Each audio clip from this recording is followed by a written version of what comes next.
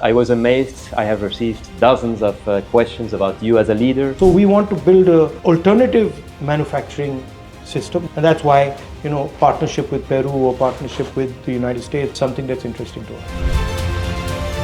So I would like to know, what are your educational policies or reforms which you will bring in for Indians who do not have access to education? Curiosity that Amrita has, I would like to protect it in the Indian education system and make sure that she can ask questions, she can raise issues, she can think openly without being constrained in any way. So that would be the central idea.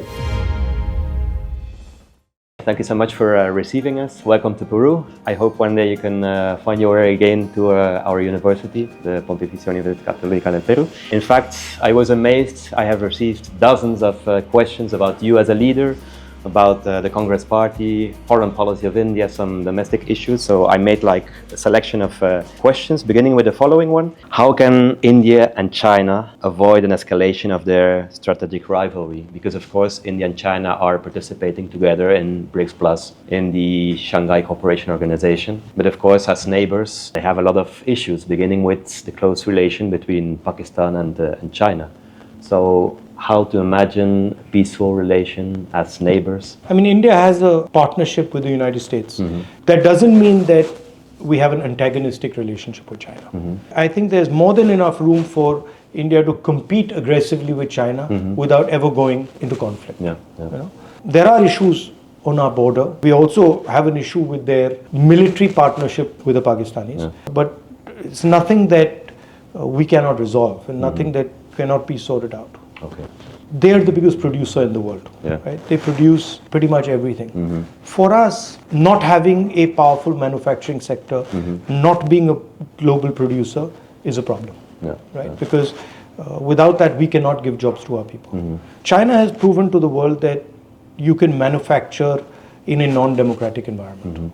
So we want to build an alternative manufacturing system, and that's why partnership with Peru or partnership with the United States is something that's interesting to us. Okay. Talking about Peru, about Latin American countries, how can we imagine a deeper relation with India? I think the first step is actually opening the imagination of both countries to each other. And one of the reasons I've come here is to understand what Peru is going through, what you're dealing with, what are the issues right now. And I think that's the first step in building a relationship. Right? From an Indian perspective, we have certain strengths. We have a extremely high-tech, low-cost medical system, healthcare system, very strong education system with regards to medicine, with regards to engineering. So that's areas where we can very easily cooperate.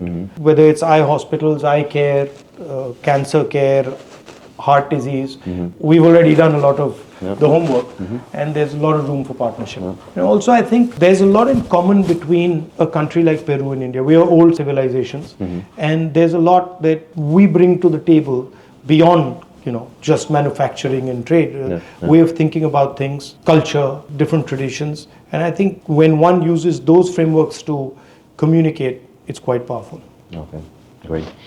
You have criticized the BJP's record of jobless growth. Which productive sectors would the Congress Party prioritize to, you mentioned it, generate millions of quality jobs? And what industrial or fiscal instruments would you put in place? The main criticism in terms of manufacturing that I've sort of put on the table against the BJP is that they are creating massive trading monopolies, right? So our biggest companies are not manufacturers, they're not producers, they're trading companies, and they have massive monopolistic power in India now. And a lot of the policies that the BJP has been following are designed to weaken and destroy the small and medium sector. I believe that the small and medium sector is the backbone of manufacturing. Small medium companies eventually become big companies if you support them. That's the main criticism, which is that they demonetize the economy and destroy the cash flow of all these small and medium companies that then collapsed. And then they've instituted a goods and services tax, which punishes production, helps consumption, but punishes production. And I feel that the goods and services tax needs to reward production, needs to want Indian companies, Indian people to produce stuff. So that's at a broad level. On specifically where we would focus, certainly agriculture, adding technological capability to agricultural system, building cold chains, building food processing structures, then low-end manufacturing, and then of course there are areas where we are very strong, which are important, IT sector, software industry. So these would be some of the areas where we would focus. But the basic thing is, look, empower people and don't create monopolistic structures that destroy value.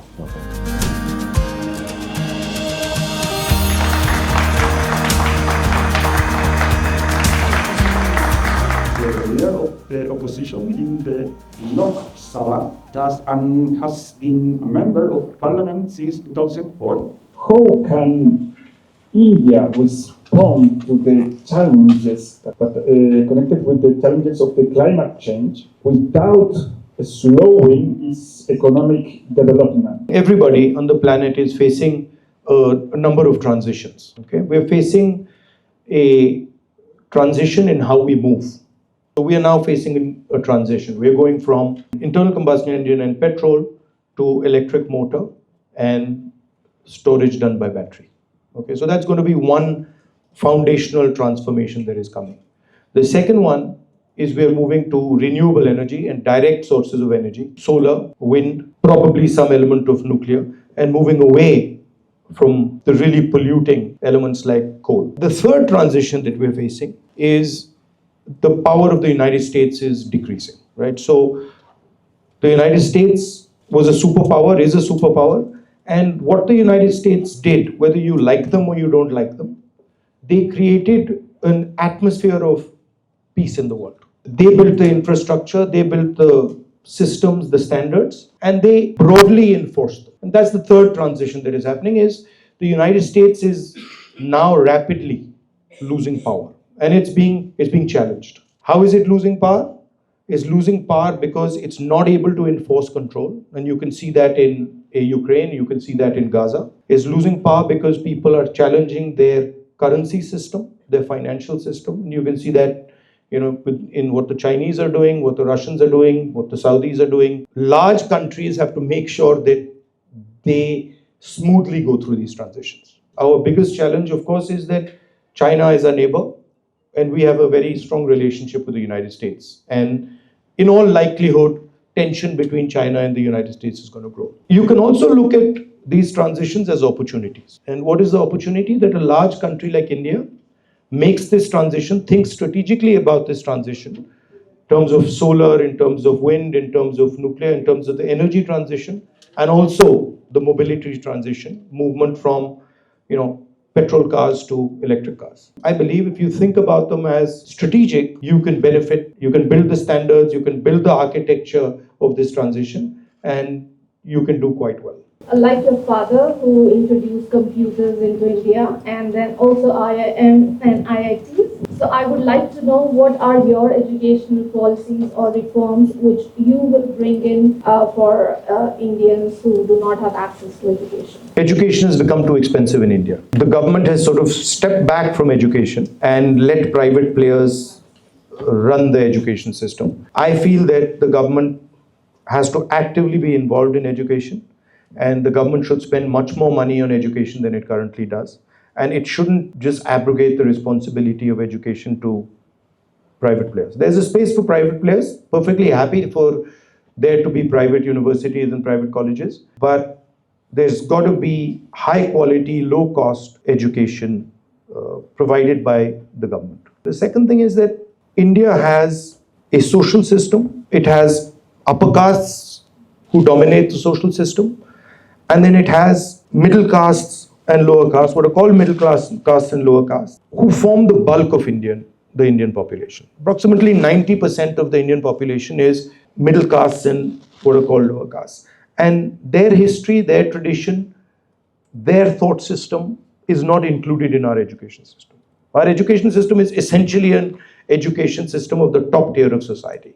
So I would like to include the history, the traditions of our, what we call Adivasis, our tribal people, of our middle castes, of our lower castes in that system. The Indian education system has taken massive damage over the last 10 years because the scientific temper has been destroyed. And it has been destroyed by the current government, who doesn't believe in scientific temper, in a scientific way of thinking.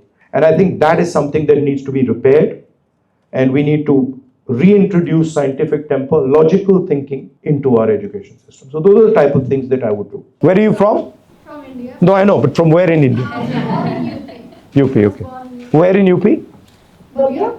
Huh? Balia, okay. Most of us are students here, and we are astronomers in UK, Chile, and several different places. And it's incredible here because Chile has 70% of all the telescopic researchers are actually research facilities in the world. So it's been incredible, but as you said, we have been a bit thinking about, because we are doing our PhDs outside, then we are thinking to do our research outside. Then we want to go back to India and build what we are learning.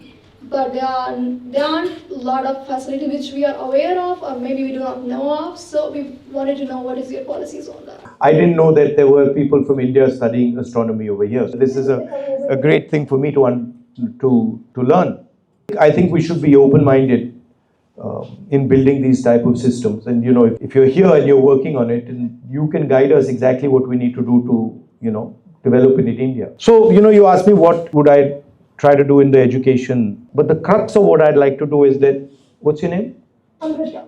The curiosity that Amrita has, I would like to protect it in the Indian education system and make sure that she can ask questions, she can raise issues, she can think openly without being constrained in any way. So that would be the central idea. Thank you, Amrita. Thank you, sir.